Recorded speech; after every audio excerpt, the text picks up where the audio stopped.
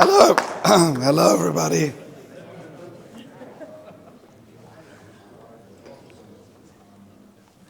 So I want to welcome you to this assembly of the Velocity Network Foundation. I'm Dror Gurevich. I'm founder and CEO of the foundation. And for those of you who haven't met me before, this is not my normal voice. Okay? All right. So we have a fantastic day and a half ahead of us. And for the last 3 years, the people in this room have been driving one of the most influential and disruptive revolution to the world of work. It's a once-in-a-generation disruption to the space where we are deploying the Internet of Careers, an open, public, decentralized, blockchain-based utility layer that reinvents how people navigate their careers and how employers and other stakeholders in the labor market and outside the labor market take workforce and talent-related decisions. The progress that we've done in the last several months is just unbelievable. And you'll hear about it today from either the foundation's team or from your peer members that have been trailblazing and innovating across the board. You have no idea how difficult it is to talk like this. I apologize. So for the job market, this equals late 90s, early 2000, right? When the internet just got commercial. And those were the years where the seeds for the biggest and most influential companies in the world today for this generation were planted. For the world of work, these are the years, and this is the effort that will reshuffle and reset market leadership for workforce tech and ad tech vendors. I think it's that important. And the reason for that is, and this is why we think it's labor market's defining moment now. We've all been witnessing in the last decade a volatile and disruptive labor market, right? Everything is not working properly. And the reasons for that are not some economic cycle or some temporary reasons, but rather structural, innate drivers that are here to stay.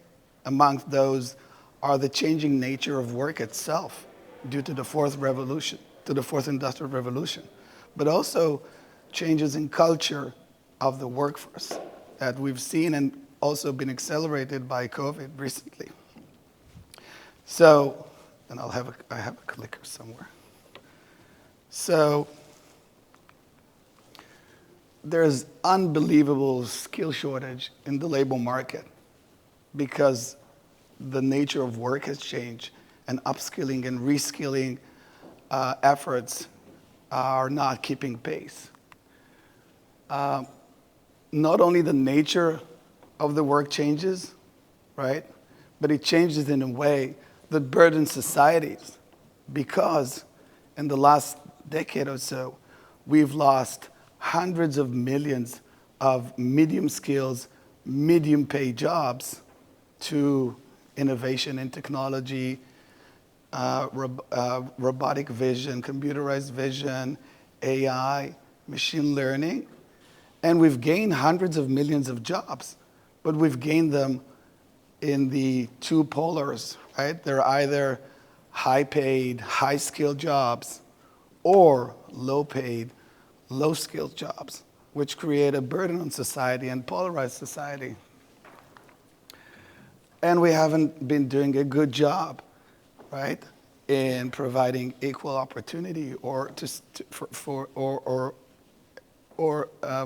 taking or not creating the inequalities in the job market, right? It doesn't matter that we are obsessed with equal opportunity. The results are here on the screen.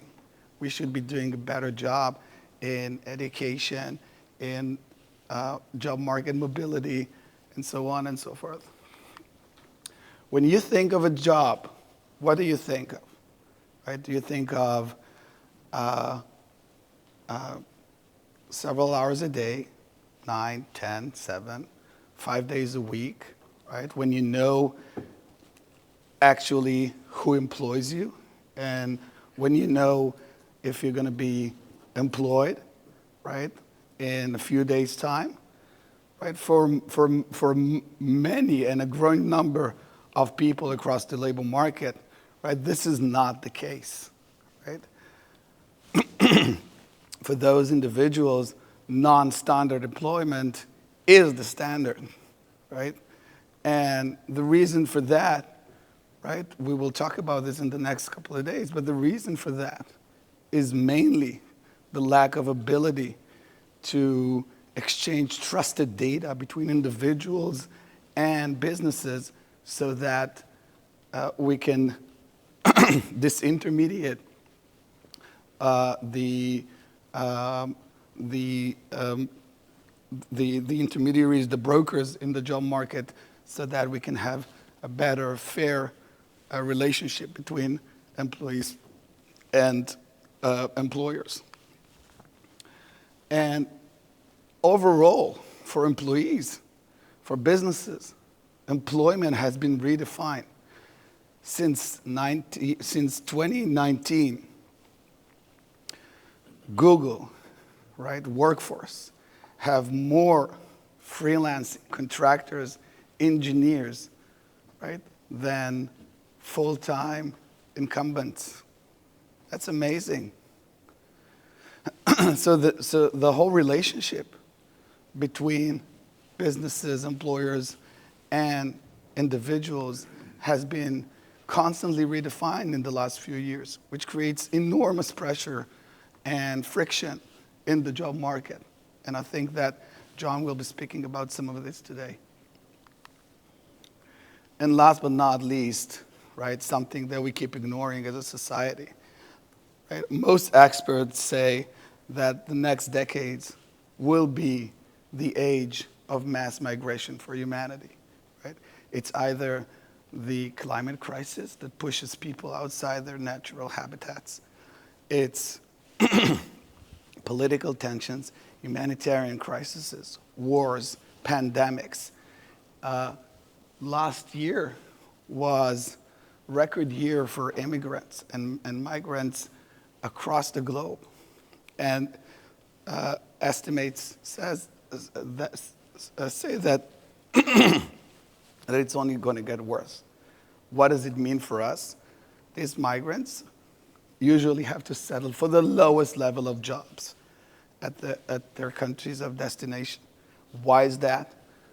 Right? Because they're unable, most of the time, to prove and verify their career assets, right? Their education, their career achievements.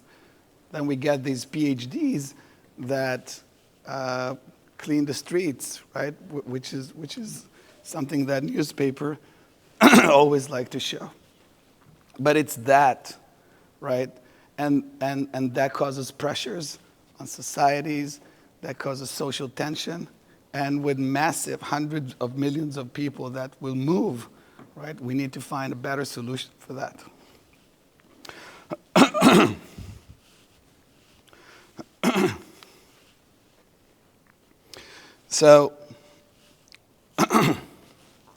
So all bets are on innovation in workforce tech and ed tech, right? So better tools, better applications, more AI, more machine learning, better matching of people to jobs, better reskilling processes, smarter navigations of people's careers and so on and so forth.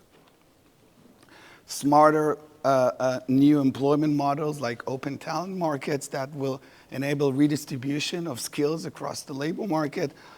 We've been talking about this for a very long time. Jeff's been writing about it for a very long time, right? But if you look at the results, nothing really is being scaled up.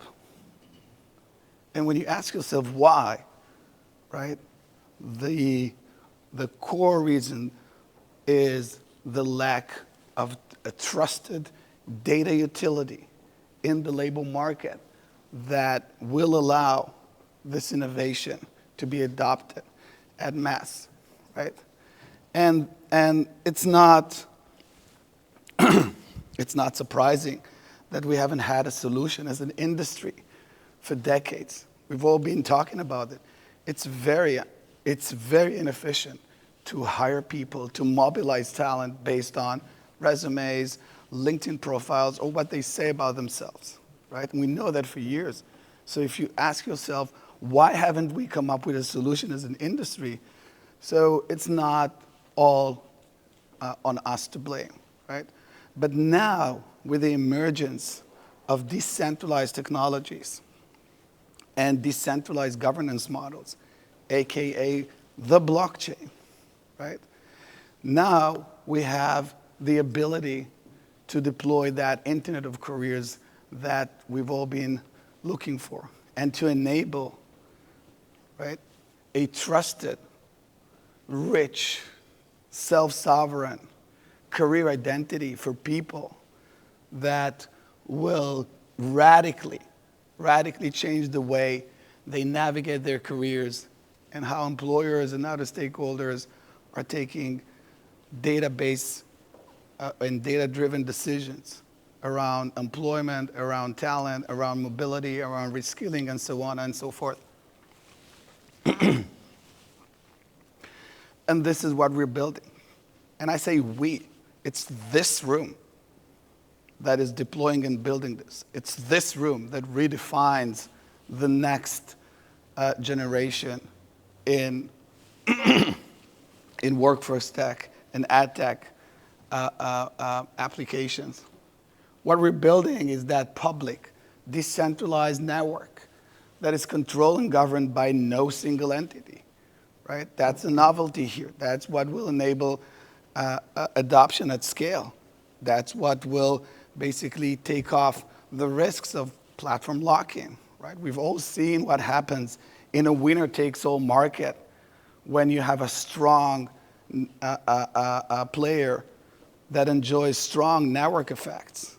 We've all seen how devastating it is for that industry, right? Without saying Facebook, without saying Amazon, without saying Google, without saying Apple. But now we have the infrastructure to deploy a new generation of networks, right? One that is controlled and governed by its participants, and one that redistributes value across the network without a single entity that captures the entire value. So this is what we're building, and this is the secret sauce. Nothing else would be adopted at scale, right? It could be not Velocity Network that will eventually be adopted, although I cannot see that situation.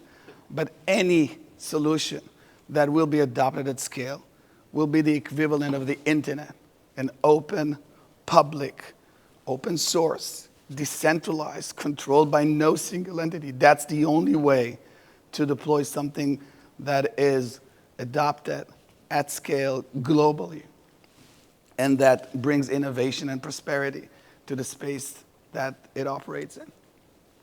So I am literally humbled and super excited at the progress that was made in the last several months. Right? You will hear about this today. I want to thank you for your contribution for all this and for your partnership and for your friendship. And without further ado, I want to invite Eitan Bernstein.